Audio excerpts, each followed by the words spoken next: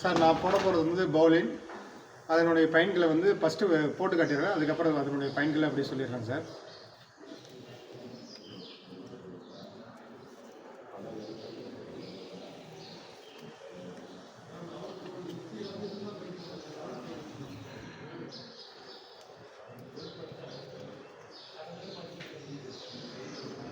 இப்படி போடுறது பவுலிங்கு. இதே பவுலிங்கு நம்ம இடுப்பில் ஒன்று போட்டு ரிவர் கிராசிங் போது ரோப்பில் வந்து யாராவது ஒருத்தர் அந்தாட்ட மாட்டிக்கினாங்களோ இல்லை அந்தாட்ட தண்ணியில் யாரும் மாட்டிக்கணும் அவங்களுக்கும் வந்து இதே மாதிரி பவுலிங் போட்டு அதே மாதிரி அந்த பவுலிங்கை கயிறுலையும் போட்டு எப்படி கிராஸ் பண்ணுறதுன்னு நான் இப்போ சொல்கிறேன் சார்.